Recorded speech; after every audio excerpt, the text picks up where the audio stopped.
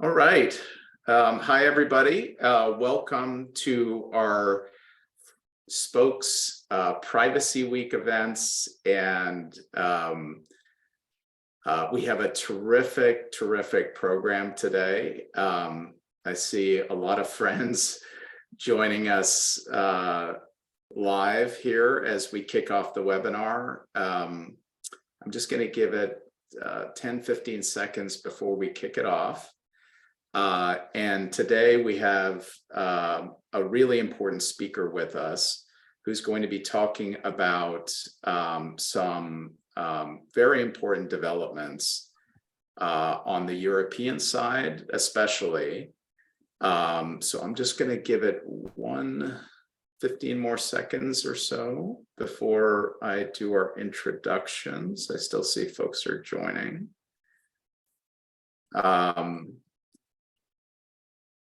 All right, I'm getting the go-ahead from our team. So today we have Karolina Mojzesowicz, who is the Deputy Head of the Data Protection Unit at the European Commission. I'm delighted to welcome Karolina here with us today. And Karolina, welcome on behalf of our entire Spokes community. Thank you for taking time out of your day to come and chat with us. And I assume you're going to see quite a few of your friends and colleagues from Europe joining us as well, because as we're doing this session on Data Privacy Week, there has been so many developments on the European side and so many major pieces of legislation and regulation going on that there's just a lot to cover and a lot to talk about. And if you don't mind, Karolina, before we get started, I always like to ask folks when they come to join us to tell us a little bit about yourself, how you got into the space, and your major areas of remit and responsibility. And part of it is, the privacy and data protection space is still maybe only a decade old, really. And so many of our viewers just like to hear how folks got into it and how you came to run such a very significant part of the data protection world in Europe. So if you don't mind, I'll turn it over to you for a moment and give you a moment to just introduce yourself. Well, thank you very much, Justin. Thank you for inviting me and having me here with you. I hope it will be an interesting session and I will be able to share with you information that is of interest for you. Well, I'm actually a competition lawyer by breed. So I did for quite some time in the European Commission competition law, and then more or less around 6 years ago, much more. 8 years almost ago, I moved to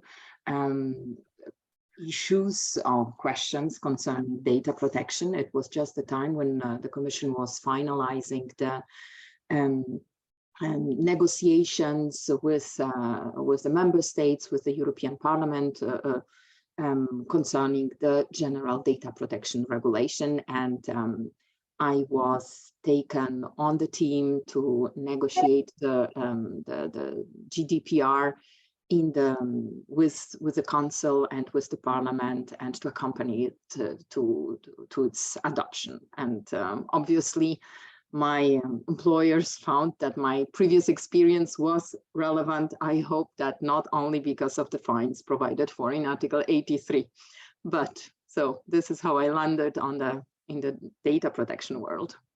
Well, I mean, Karolina, I was just actually speaking with another colleague of mine earlier this morning here in the US, and we were struck actually a lot of people come to the data protection space, certainly in Europe, from the competition or the antitrust space in the US. And there are just so many overlapping issues, I think, between data protection, competition, actually, and in the US on the civil rights side. And so we do we often do have folks coming from litigation, competition, civil rights, because privacy and data protection often do encompass so many of those overlapping areas. And if I know that you were obviously deeply involved in the process around GDPR. I suspect you have some really interesting stories that you cannot tell us, but I did think we're going to cover a lot of a lot of different privacy acts and regulation today. And as I mentioned to you when we were chatting a day ago, we have law students and other folks, academics, that come to our spoke sessions. And one of the things I was struck by when GDPR was being adopted is the Trilogue process, Karolina, that actually takes place before a major regulation is actually adopted. And all three major branches of the European government engaging. Without having you cover, the history or the entire process of that, there's a tripartite set of bodies that have to approve it. If you wouldn't mind, can you give us a minute or two on what that process is? Because I think it'll be quite interesting as we talk about each of the major acts that we're going to be covering today. How does it work, the Trilogue? The Trilogue, so how does it work? It's the prerogative of presenting a proposal, a draft legislation, is with the European Commission. So to put it in a way, executive branch. We draft the legislation, we table it, and then the member states within the council, they analyze the draft and they work out their version of it, which is called general approach. So we have already two. We have the draft of the Commission, the draft after the negotiations between the member states of what the member states think of our draft and how they would like to have it changed. And then the European Parliament prepares its own draft.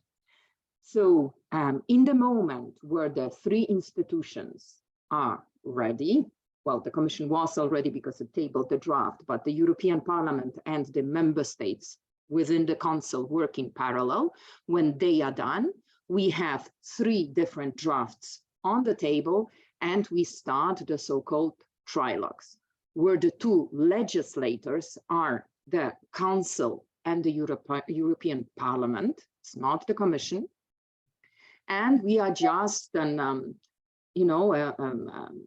helping to find an agreement. We are an honest deal broker. We provide our expertise, our experience. We draft solutions, but the two legislators discuss, negotiate, and they come to a conclusion, which is then embodied in the act, which is adopted by and which is or the legal instrument which is adopted in the EU, and they provide for when it's applicable, as of when, the transition period, yes or no, and all of this.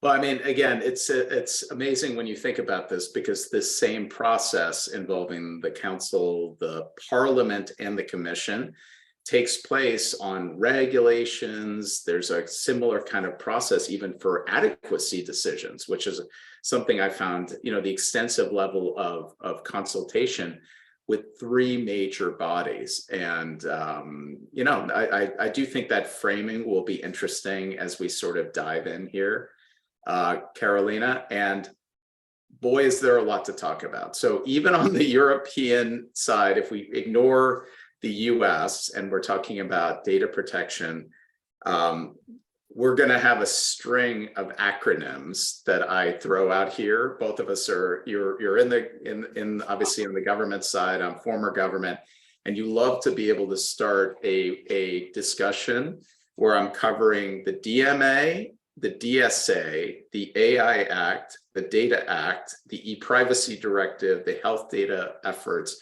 just a tremendous amount. And I haven't even mentioned until just now GDPR and obviously some of the anti-competition laws. So we're going to have a brief discussion between Antoni Pillay and Mosesovich on a wide variety of acronyms today. So why don't we start with the DMA? Very important act. Do you mind giving a little, a moment or two on the act, and how do people think about the Digital Markets Act as compared, for example, to normal general anti-competition law in Europe and GDPR? The Digital Markets Act is an ex ante instrument to start with. Normally, the antitrust law in the EU applies always ex post. One has a certain undertakings engaging in certain conduct, and one analyzes this conduct afterwards. Digital Markets Act is a mixture, and we do not use it very often in the EU, but nevertheless we do have it sometimes, like for example in the telecom sector, when we provide for regulation in pursuing competition objectives, like with the Digital Markets Act. We were of the opinion that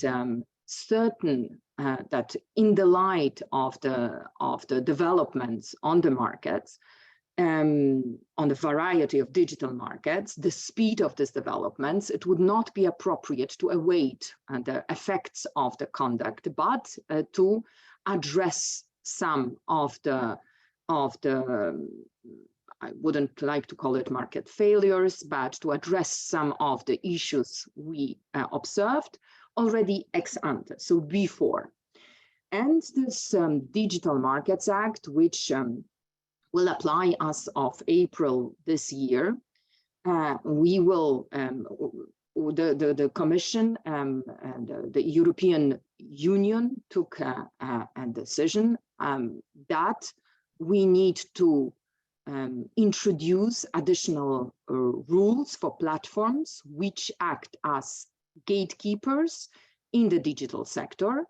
And this Digital Markets Act will be applicable only to certain undertakings designated as gatekeepers, according to objective criteria provided for in the Digital Markets Act.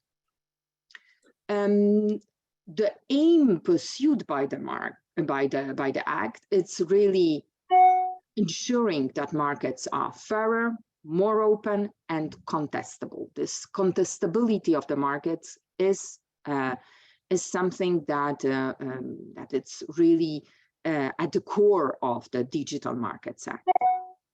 So, I mean, if I were to kind of think about it in my language, Karolina, to sort of summarize a little bit, instead of having the regulatory enforcement agencies actually bring an action, declare that these platforms are a monopoly or whatever, and then impose a set of conditions and or enforcement items, this act actually declares that if somebody qualifies as a gatekeeper, that's phase one, then the remedial or sort of measures that are captured in the act, they apply now, and it doesn't take an enforcement decision.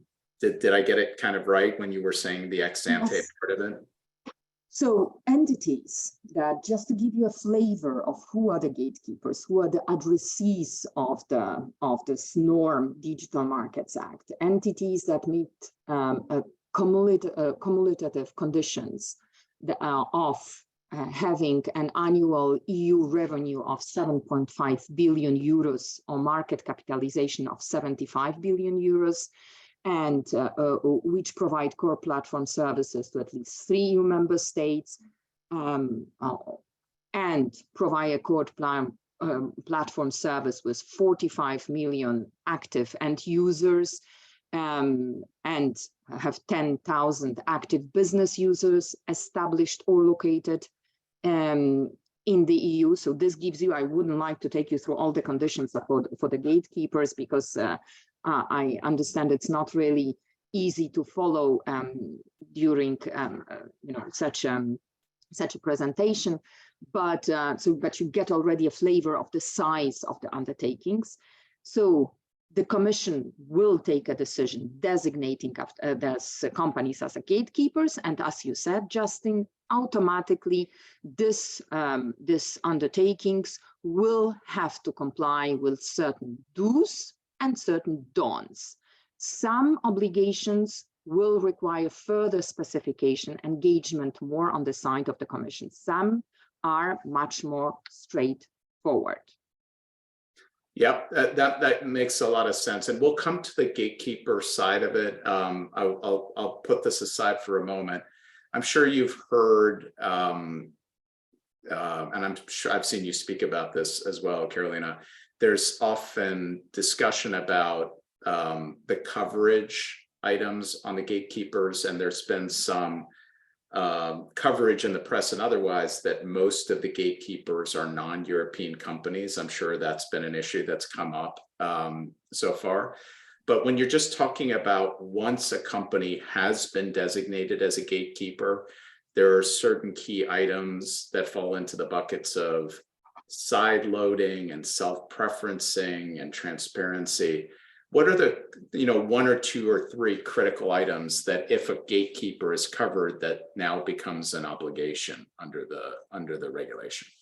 For example, to allow end users to install third-party apps or app stores that use or interoperate with the operating system of that gatekeeper, to allow end users to unsubscribe from core platform services of the gatekeeper as easily as they subscribe to them, to allow end users to easily uninstall pre-installed apps or change default setting on operating systems, virtual assistants, or web browsers that steer them to the product and services of the gatekeeper, and provide choice screen for key services.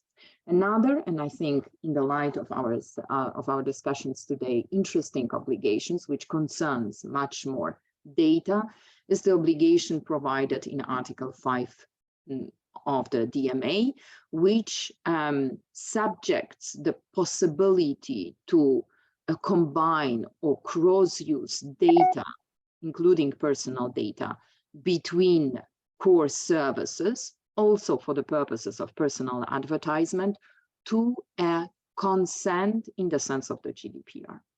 Got it. So you actually do have to have consent, especially under those circumstances for a gatekeeper. And before we move on to the Services Act, the Digital Services Act, Karolina, do you have a sense of how do you feel comfortable responding to the suggestion that many, if not most, if not almost all of the companies covered by the DMA are non-European companies? There's been some suggestion or some coverage of that item. And a related question is, or maybe an unrelated question, who are the enforcers of the DMA? Is it the anti-competition parts of the Commission, or is it the data protection parts of the Commission, or both?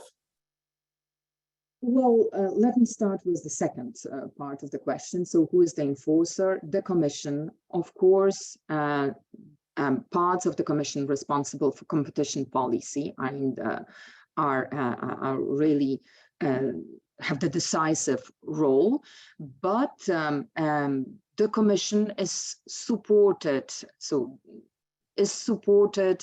in its entirety, because, for example, also colleagues working on questions concerning data protection or concerning information technologies are also involved in the enforcement of the DMA. And the Commission as a whole is supported by the so-called high-level working group, which resembles variety of various authorities responsible for different aspects of the topics covered by the DMA. So in this high-level working group are not only data protection authorities, which are represented by the European Data Protection Board, and not only European Data Protection Supervisor, but in particular competition authorities, telecom authorities, consumer organizations, and media supervisors, and so on. And they all provide the Commission with opinions and recommendations should we need them.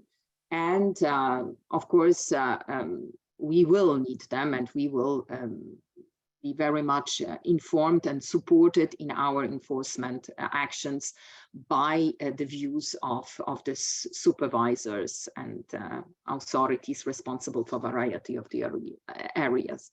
I think telecom will be, I think I mentioned them already, but telecom supervisors and will be very present. Now, concerning that, which undertakings are particularly targeted, we are looking at the effects on the EU market. Whoever causes them is targeted by our legislation, and I think the same applies. This is the test for the application of our competition law, very much effects based on the EU territory. So we have the effects on our territory, on our citizens, on our businesses, and this is what we regulate. Got it. And then in the enforcement side, is there, I always understand that these are commission decisions, but is there under the DMA, is there a primary point of contact from enforcement that's on the anti-competition or data protection side, or is it handled on a cross-team approach all the time? It's still a competition tool, so it's primary. It's really primary with our competition colleagues.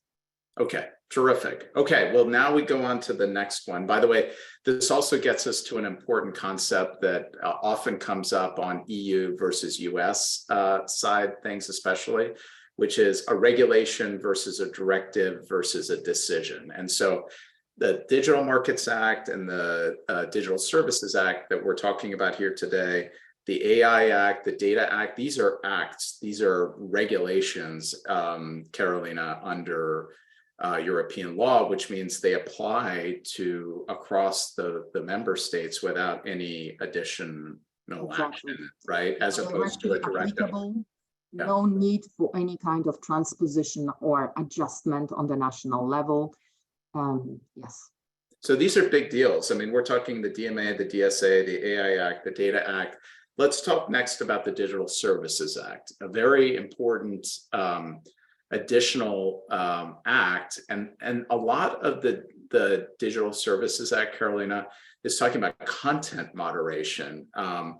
Do you mind giving everybody, just when we're thinking of the DSA as opposed to the DMA and the GDPR and the competition, how should folks think about the Digital Services Act? And as I understand it, by the way, it's been published as of the end of October, but many companies have until maybe 2024. Is that correct? Yes. And so. It entered into force on the 16th of November last year, and will fully apply for all entities in its scope only as of the 17th of February 2024. Okay, terrific. And so February 17, 2024 is when companies will actually have to comply. The major areas here are things like content moderation, notices, takedown type items. And then obviously there's some additional elements of it that come under e-commerce and transparency. But how do companies think about the additional, what are the critical things that businesses and companies should know about the Digital Services Act? As you said, Justin, and I think it's very important to bear in mind, it's really about content moderation. It's really about addressing several types of systemic risks resulting from online activities, including a risk associated with dissemination of child sexual abuse material. And DSA is a very horizontal instrument which concerns online intermediaries and platforms, online marketplaces, social networks, content sharing platforms, app stores, online travel and accommodation platforms.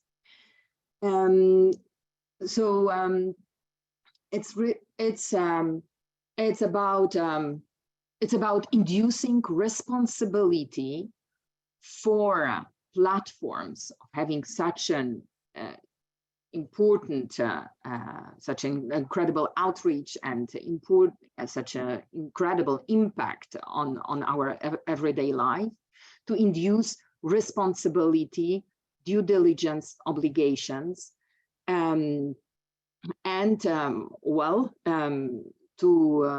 ensure a full democratic oversight over variety of means to disseminate information in the internet. This is what's about.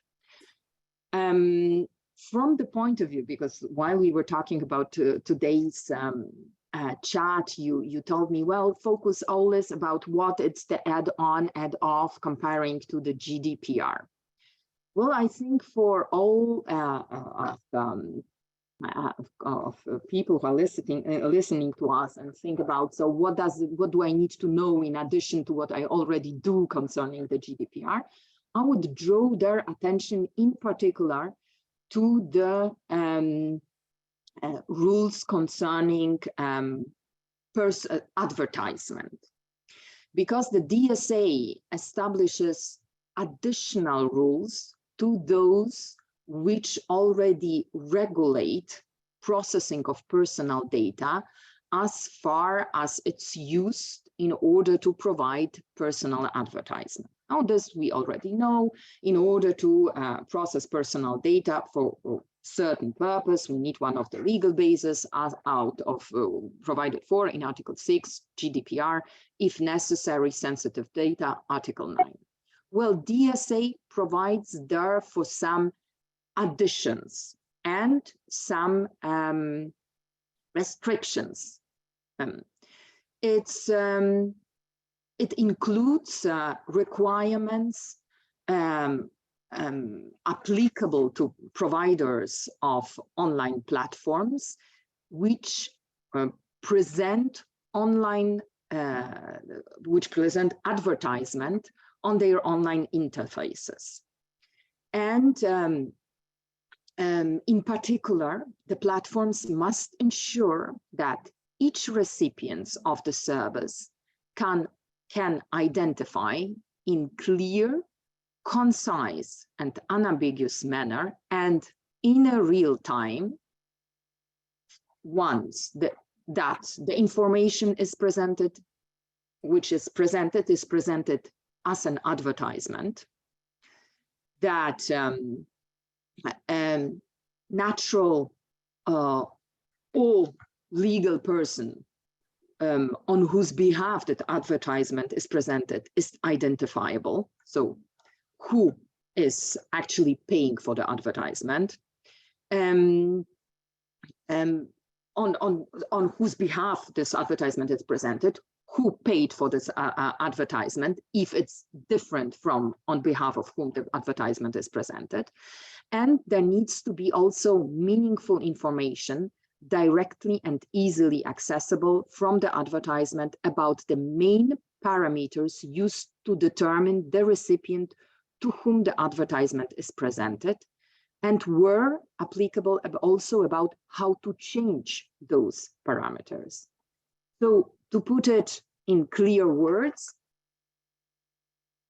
DSA requires that each advertisement presented by an online platform be specifically labeled as such and include for each person receiving it meaningful information about how this person is targeted and how to control the relevant parameters.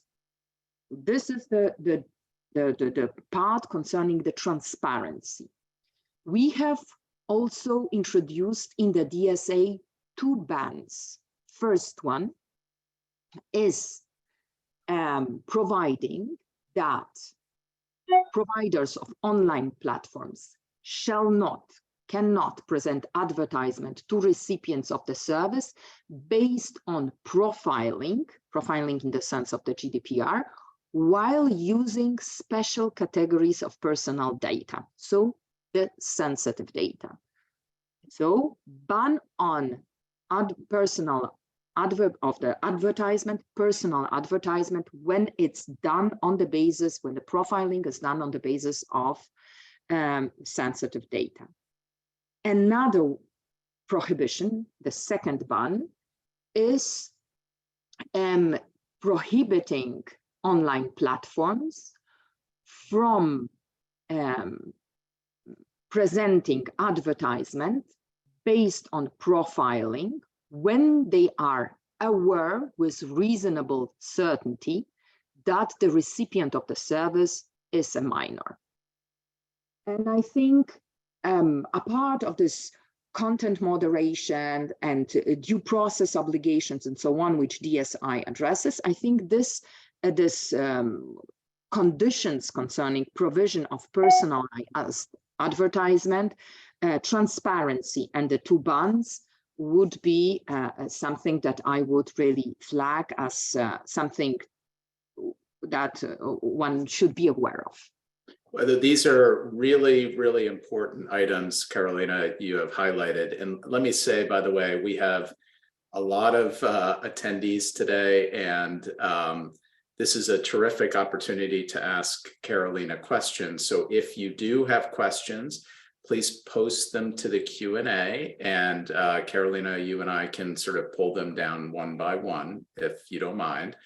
I'm just going to make sure I really highlight some of the things in the DSA that you called out.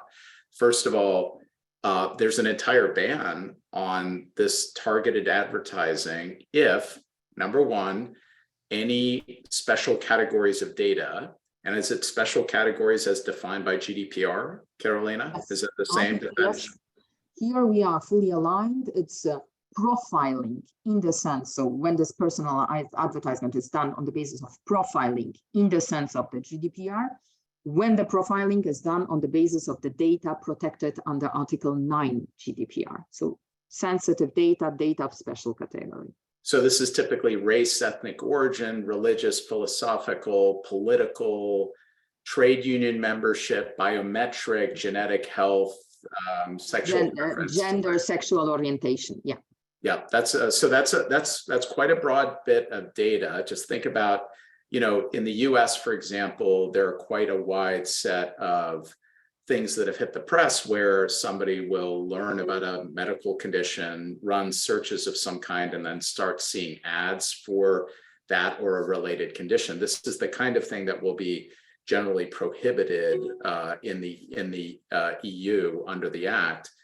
And one thing that's interesting, Karolina, is on the US side, California is designating location data as sensitive. That is not a thing that is covered by special categories of data in the EU. Is that correct? Yes, but our location data is protected under e-privacy directive and regulation, which is still subject to a slightly different rules.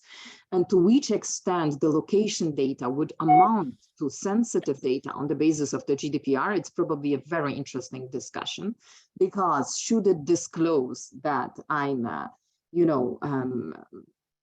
just in a specific church or in a seat of a specific party or in a specific hospital which treats specific diseases and so on and so on, well, this can amount to sensitive data. But again, location data which is generated through electronic communication devices is protected under e-privacy directive, still hopefully soon e-privacy regulation.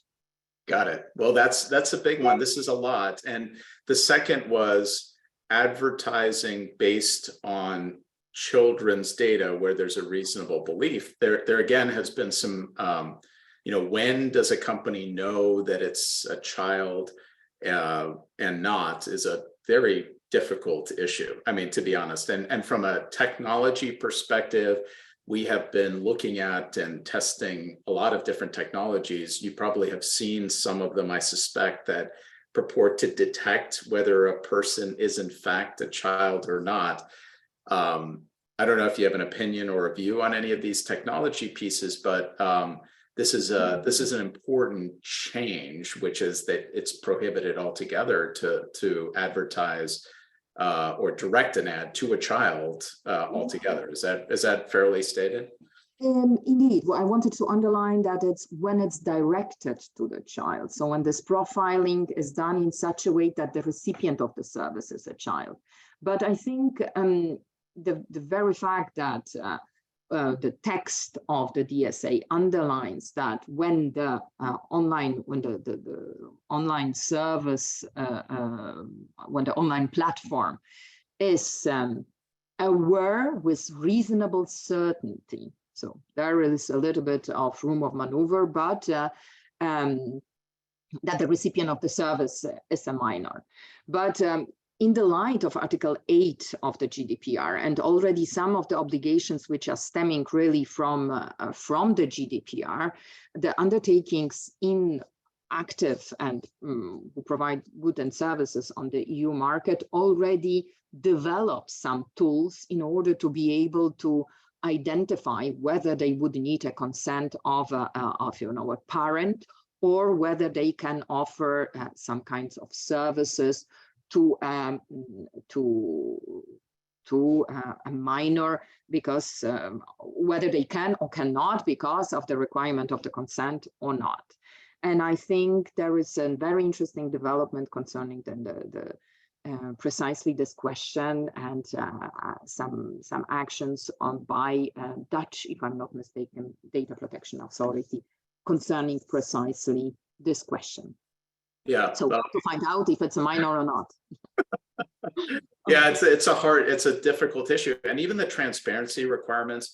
In the U.S., for example, there's some important opt-outs coming, Karolina, across 5 different states, and some of them are, for example, opt-out of the sharing of personal data for the purposes of surfacing a cross-contextual behavioral ad. That's an example.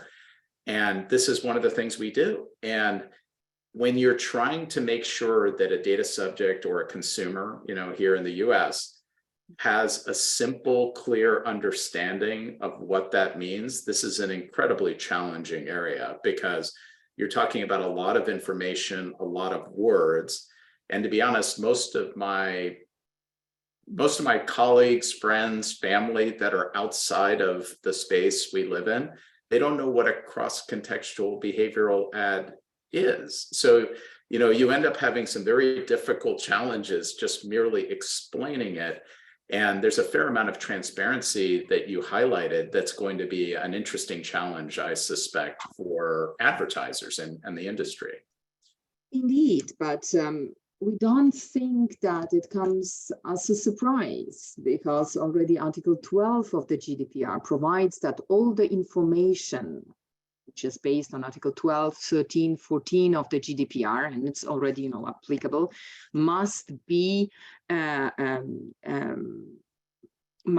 done in a concise, transparent, intelligible, and easily accessible form using clear and plain language, and must be adjusted to the recipient. So we are speaking here about minors, but also elderly or people or discapacitated people must be put in a situation to understand what is going on with their personal data, in the sense of for the purposes already of compliance with the GDPR. So some tools in order to provide this information of which transparency obligations require, are fairly advanced. And there we have this layered notices and so on and so on. But indeed, I don't think the data subject needs to understand completely what does it mean that data between different services is combined or cross-used and cross-contextualized. But well, you just need to make it, well, bottom line, yes, you would need to make sure that they do understand that data they produced somewhere or they generated somewhere, produce is probably not a good word, will be matched with something with the data generated somewhere else and will give a raise to different conclusions maybe. Yeah, it's an interesting set of challenges, just being able to educate and show it in a way that reasonably informs. Now, we do have some questions. I know we're going to run out of time and we still have to hit the AI Act, the Data Act, and so we'll do it briefly. Do you mind if I bring up a few questions that have come? And obviously, we know that you're serving in the government now, Karolina, so if you cannot speak or cannot answer something, just obviously let us know. So one question that came up is, how does the DSA work if the company or controller processor receives consent from the data subject? Is there, if in fact consent is received, how does that change the way the DSA works? To understand the question, because DSA does not regulate really processing of personal data, so having a consent or not. If the question is about, well, can I still profile on the basis of sensitive data, or can I still profile and offer services to minors because I have consents, valid consents in the sense of the GDPR? The answer is no, it's a clear ban. This question of consent is much more interesting for the purposes of the DMA, and there in particular Article 5.2, which subjects the possibility of the gatekeepers to cross-use, combine or cross-use the data between various core services. What are core services? It's also a very interesting question and provided for in the or defined in the DMA. There, if the gatekeeper can show a valid consent, the gatekeeper will be able to combine or cross-use the data generated by the users through various or in individual core services.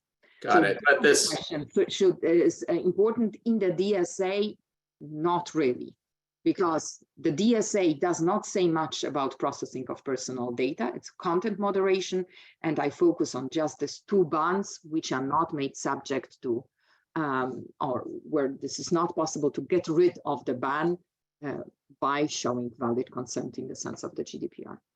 That makes a ton of sense. And the consent obviously has to be known, even in the context you did describe it, for combining data would have to be informed, and that brings up some of the same challenges that we've talked about. I'll bring up one other quick question before we hop over to the AI Act and the Data Act. There's another question. Imagine you're a publisher and you now have, an ad is being displayed on the site, and there are disclosure and transparency obligations. You covered them, but you need to display information about why the person was targeted. It has to be clear that it is an ad and on whose behalf it's being served. And you have to give clear understanding of how they can choose not to receive that, but now that might be on the publisher side. So one of the questions was, is there any guidance or thoughts about how a publisher can address some of the points on transparency on when you're talking about third-party programmatic advertising, when the publisher may not have some of that information? I think it's being worked out now, and colleagues who are going, because the DSA will also be enforced mainly by the Commission, are looking at these questions. Terrific. Okay. So far, I don't think I will be able to give a very precise answer. Understood. Okay, well, let's go on to the Data Act, if I may, next. So this is another a significant regulation. Do you mind giving us a moment on what folks need to know about the Data Act as compared to, say, the other acts that we've covered today? Well, that it's still, first, let me start that it's still not adopted. It's still not an applicable law in the EU. It's still being negotiated. It's what it is really about and what does it bring.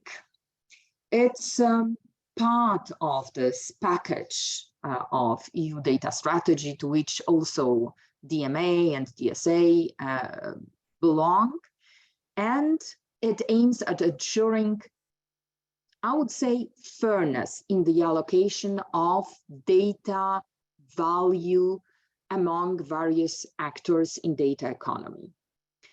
It's also about ensuring trust.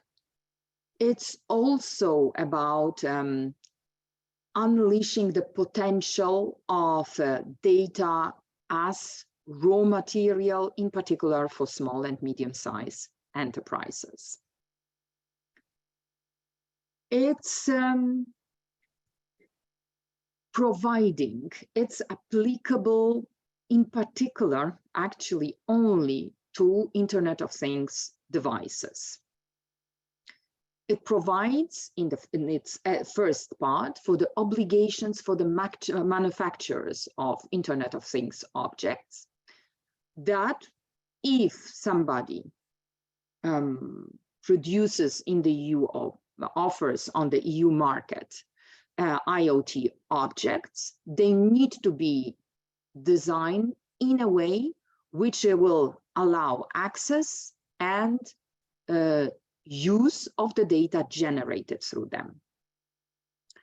The users of the IoT objects will get better, improved right of access, improved in comparison to Article 15 of the GDPR, and a very really super portability right, super improved in comparison to Article 20 of the GDPR.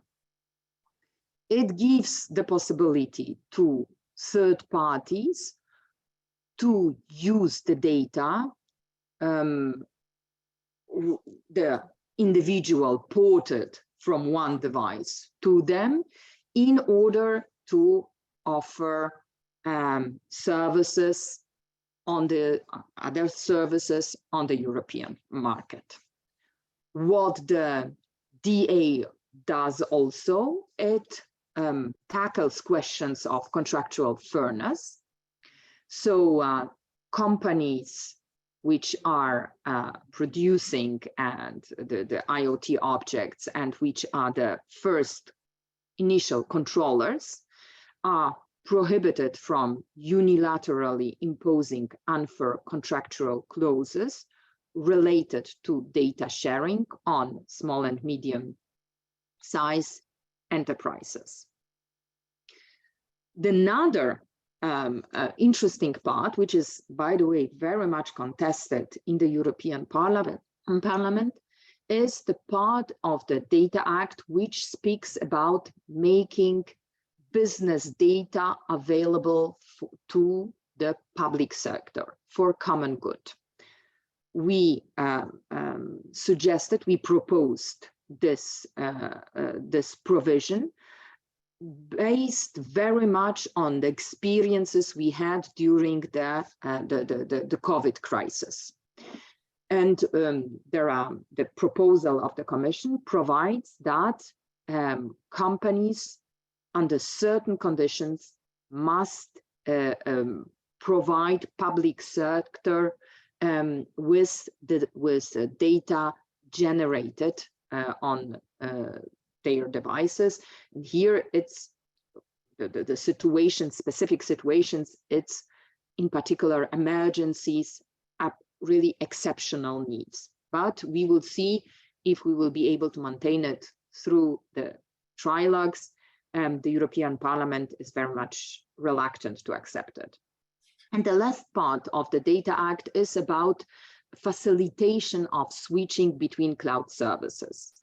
It imposes an obligation on cloud service providers to ensure easy switching for customers. So this is what the Data Act is about. It's in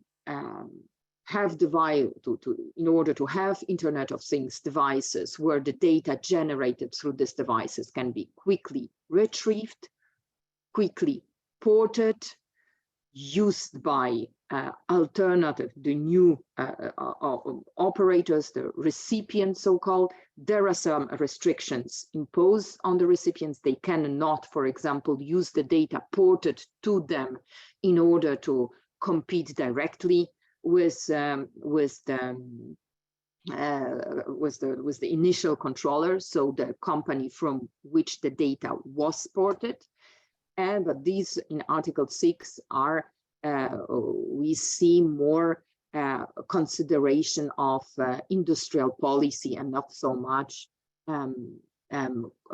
rules which would shape data sharing possibilities in the EU. Yeah, that was a terrific summary of the Data Act, Karolina. And as I mentioned, I knew we were going to run out of time given all the subjects, but I feel like folks are certainly going to want to hear at least a few minutes, if you wouldn't mind, about e-privacy directive. That's still an important one that comes up a fair amount. And if you could, just a few minutes on the the AI Act and some of the priorities when it comes to health data. I'm sure you've seen, we already have a few other questions, which we'll do our best to answer for folks who've come that we don't get to. But do you mind giving us just a few minutes on e-privacy, AI Act, and some of the health data initiatives that the Commission is focused upon through your office? Of course. So very, very quickly, because concerning the artificial intelligence, we have the question there is how to ensure that all this great innovation is done in a way which respects fundamental rights. So what we have seen that the rules we already have concerning protection of fundamental rights are not sufficient in the light of certain black box applications of the artificial intelligence, which are so complex and opaque that they can be a challenge. Therefore, we introduced in our artificial intelligence regulation, which is still being negotiated, a risk-based approach where we identified certain areas of high risk, such as education, employment, access to credit or public assistance benefits, law enforcement, migration, asylum, as well as a justice system and the use of biometric systems, in particular facial recognition applications. And then the use of such high risk application is subject to additional conditions provided in the AI.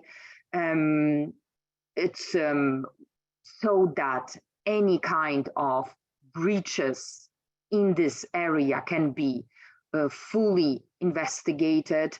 Additional documentation and testing of the high-risk application is provided for, as well as adequate human oversight in order to ensure the reliability and accuracy of the systems. So more transparency, better documentation, and better surveillance concerning deployment of IA systems in high-risk areas.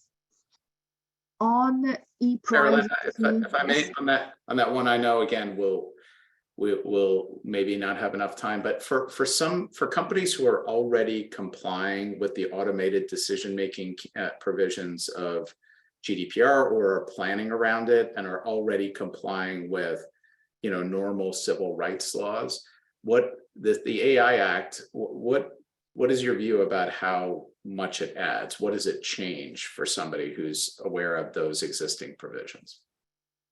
I think that the provisions concerning the documentation and the testing in the high-risk areas are a top one.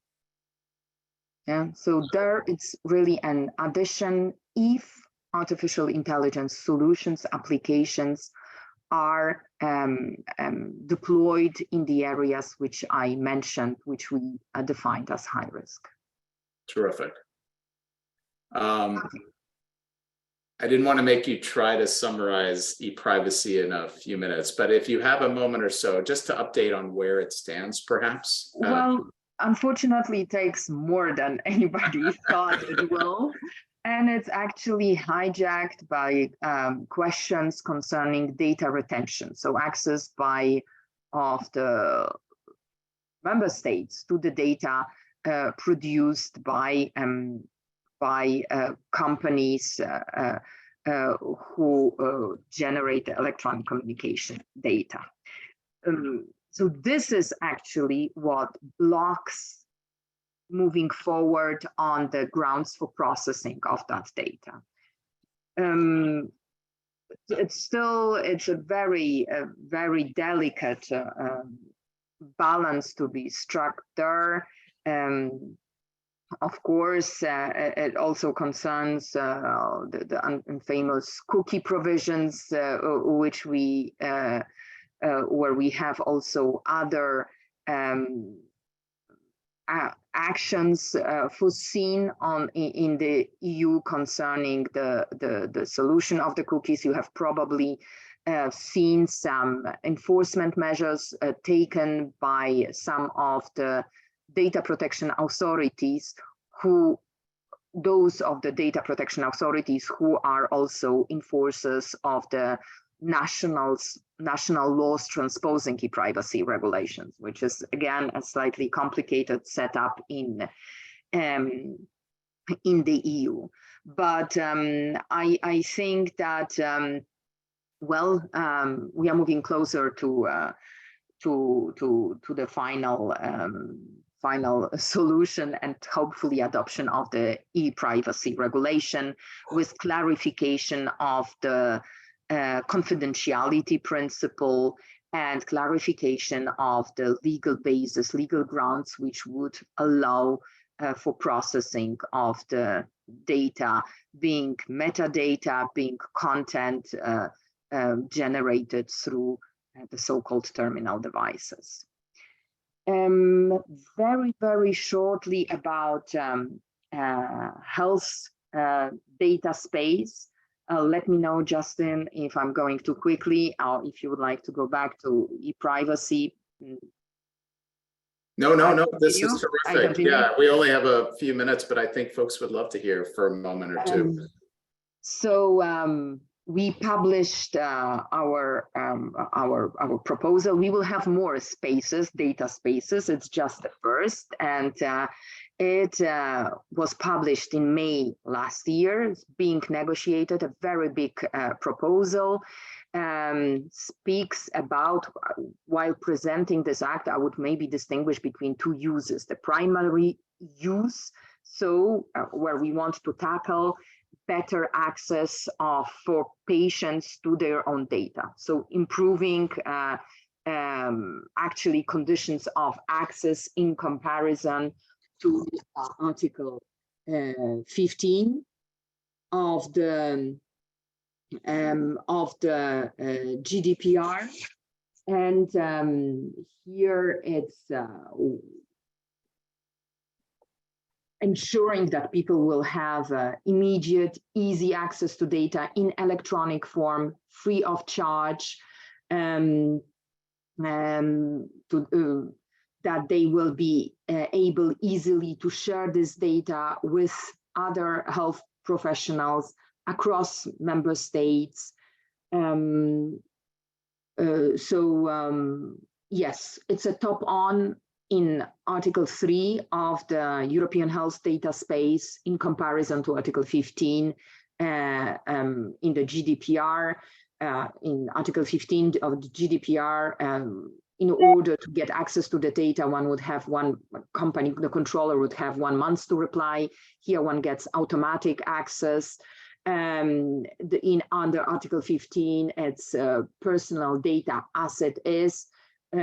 In a health data space, Article 3 provides that it needs to be in the European electronic health record exchange format. So it's streamlined in order to be able to easier send it to another health professional in another member state and to facilitate really access to other hospitals of other hospitals to this data. Another difference between or top on in comparison in the health data space in comparison to what we have in the GDPR would be again the portability. So I was speaking already about the improved portability in the Data Act. Here it's the same. Article 3 of the data space of the health data space complements the portability as provided for in 20. In Article 20, data which can be ported is limited only to consent or contract, but very often in the European Union, healthcare offer her healthcare providers rely on other legal bases, in particular law or necessity for medical treatment. So there was no possibility to port that data. Article 3 applies independently of the legal basis. So porting OLIS of all health data independent on which legal basis was it ported. It extends the scope of the data ported. Article 20 provides only for porting of the data which is provided by the patient and it's observed. So it's not I'm hurting at the hand and my X-ray of the hand, but I would be also able to port the inferred data, the diagnosis, which, as I mentioned, is not covered under the GDPR, will be covered in the data space. That was a fantastic summary. Well, there's so much time. I mean, this has been a tour de force in terms of covering European items on privacy and competition, DMA, DSA, AI Act, Data Act, e-privacy directive, health data efforts. Karolina Mojzesowicz from the Deputy Director of the Data Protection Unit at the European Commission. Thank you so much for joining us today. I hope you'll join us again. We had so many questions we didn't even hit today, Karolina, but we really appreciate you joining here for our Data Privacy Week sessions. Thank you very much for having me, and I hope it was useful. Oh, it was terrific. It was terrific. We'll see you soon. Thank you again. Bye-bye. Bye.